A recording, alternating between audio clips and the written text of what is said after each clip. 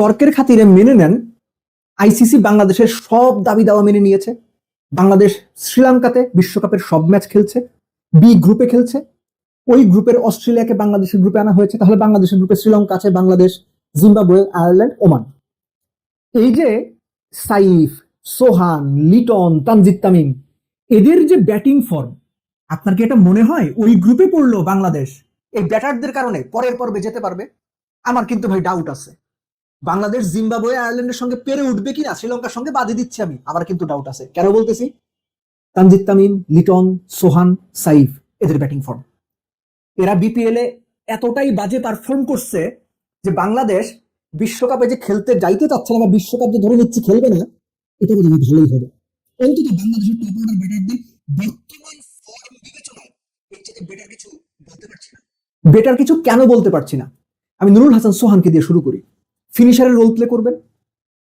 BPL এ 8 match খেলেছেন, দুটোতে bat করেনি। তার রান কত জানেন আপনি? 7, 3, 9, 1, 6, 4, 30। কোন ম্যাচে ডাবল ফিগার করতে পারেন না নুরুল হাসান সোহান। স্ট্রাইক রেট এভারেজ ভুলে যান। সাইফ সবশেষ 2 ম্যাচে 2টা শূন্য করছে। টোটাল যে কয়টা ম্যাচ খেলছে সাইফ, সেখানে 0, 0, 1, 1, আরেকটা সিঙ্গেল ডিজিট স্কোর, একটাই বোধহয় 15, আরেকটা বোধহয় 22। এই ব্যাটসম্যান নিয়ে আপনি কিভাবে ভরসা পাবেন?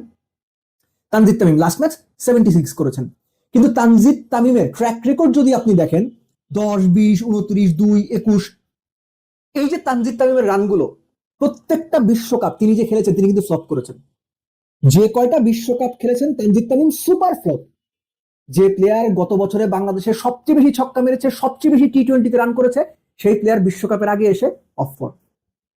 তানজিদ তামিম মেন্টালি বা সাইকোলজিক্যালি কোনো ডিসঅর্ডারে ভোগেন কিনা আমি জানি না, কিন্তু বড় আসরের আগে তার এরকম ফর্মহীন হয়ে যাওয়া কিংবা ভালো ফর্মে থাকা অবস্থায় মুখ থুবড়ে পড়া, পারফর্ম করতে না পারা, এটা আসলে টেকনিক্যাল ট্যাকটিক্যাল কোনো বিষয় নাকি সাইকোলজিক্যাল বিষয়?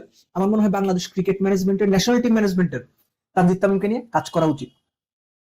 লিটন দাস, টিপিক্যাল লিটন দাস, 32 না 31 বলে 47 করে টুর্নামেন্টটা শুরু করেছেন, দারুণ ইনিংস ছিল। এরপর 10, 11, 15, 16, 22, 35, ওই যে সারা জীবনের লিটন দাস, গত 10 বছর ধরে আপনি যে লিটন দাসকে দেখছেন সেই লিটন দাস। ভালো খেলবে, ভালো খেলবে, 2-3টা দুর্দান্ত শট খেলবে, একটা রাশ শট খেললে, বাজে শট খেলে উইকেট দিয়ে আসবে, কখনোই ধারাবাহিক না। তারপর একটা ম্যাচ দেখবেন 43 বলে 83 রানের দুর্দান্ত এক ম্যাচ উইনিং নক। এটাই লিটন দাস, সেই লিটন দাস, সেই লিটন দাস সেভাবেই আছেন। ক্যাপ্টেন্সি ভালো করছেন, কিন্তু বর্তমানে লিটন দাসের যে ফর্ম সেটা আসলে নতুন কোন লিটন দাস না, পুরনো লিটন দাসই। বাকি রইল কে? শামীম হোসেন পাটোয়ারি, পারভেজ ইমন এবং তাওহিদ হৃদয়। তাওহিদ হৃদয় বিপিএল এর সবশেষ যে 97 রানের ইনিংসটা খেলেন, খুবই ভালো ইনিংস ছিল। তিনি মোটামুটি কিছুটা রানের মধ্যে আছেন। সবচেয়ে ভালো কথা, তাওহিদ হৃদয়কে নিয়ে যে সমালোচনাটা ছিল যে অন সাইড ছাড়া বা লেগ সাইড ছাড়া খেলতে পারেন না, অফ সাইডেও এই বিপিএল দেখলাম তিনি কাভার, এক্সট্রা কাভার পয়েন্ট, এই সমস্ত রিজিয়নে বড় বড় ছক্কা মারছেন, খুব ভালো কিছু শটস খেলছেন। এটা একটা আশার দিক কিংবা পজিটিভ একটা সাইন। পারভেজ ইমন, টিম ম্যানেজমেন্টকে ভাবতে হবে তাকে কোথায় খেলাবে। 4 নম্বরে বিপিএল এর প্রথম 4 ম্যাচে বছর 200 করে ফেলেছিলেন। তারপরে তাকে ওপেনিং এ নেওয়া হলো, তারপর 2 ম্যাচ না 3 ম্যাচ ফ্লপ করলেন, লাস্ট ম্যাচটাতে আবার রানে ফিরেছেন। শামীম পাটোয়ারি, যেদিন সে খেলবে সেদিন সে খেলে দেবে, কোনো বোলার বলার না, কিন্তু শামীম কবে খেলবে এইটা ভাই আসলে ডিফিকাল্ট, যে টানা 3 ম্যাচ খারাপ, 4 ম্যাচ খারাপ, তারপর হুট করে একটা দুর্দান্ত ইনিংস।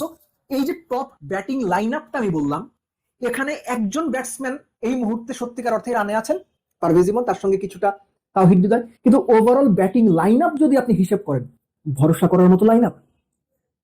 আমি অন্য কোনো নামের কারণে বলছিলাম, বর্তমান ফর্মের কারণে বলছি। এই যে বাংলাদেশের ব্যাটিং লাইন আপটা আছে, বিশ্বকাপ যদি বাংলাদেশ খেলে, এই ব্যাটিং লাইন আপের উপর আসলে কি খুব বেশি ভরসা রাখা যাবে? বাংলাদেশের বোলিং ইউনিট দুর্দান্ত করছে, পেস স্পিন মিলে মাহিদি, রিশাদ, মুস্তাফিজ, তাসকিন, শরীফুল কিংবা ধরেন সাইফুদ্দিন, সাকিবরা মিলে বোলিং ইউনিটটা বেশ স্ট্রং, কিন্তু ব্যাটিং ইউনিটটা, এই ব্যাটিং ইউনিট নিয়ে, এই ব্যাটিং ইউনিটের বর্তমান যে ফর্ম সেটা নিয়ে আমি খুব বেশি আশাবাদী না। এই কারণে বিভিন্ন সময় আমি বলেছি যে এই দলে শান্তকে দরকার, স্টেবিলিটির জন্য দরকার। কেননা এই দলে এখন ফর্ম বিবেচনায় সত্যিকার অর্থে স্টেবল কোনো পারফরমেন্স কেউ দিতে পারবে এটা মনে হচ্ছে না। খুবই শেকি, খুবই ভালনারেবল এবং একই সঙ্গে কনফিডেন্সের অভাব রয়েছে। বাংলাদেশ যদি বিশ্বকাপ সত্যি সত্যি খেলে, তাহলে বাংলাদেশের বিশ্বকাপ দলে টপ অর্ডারে ব্যাটিং এর জায়গায় অবশ্যই অবশ্যই পরিবর্তন জরুরি। টিম ম্যানেজমেন্ট কি ভাববে সেটা তো আসলে তারাই জানে।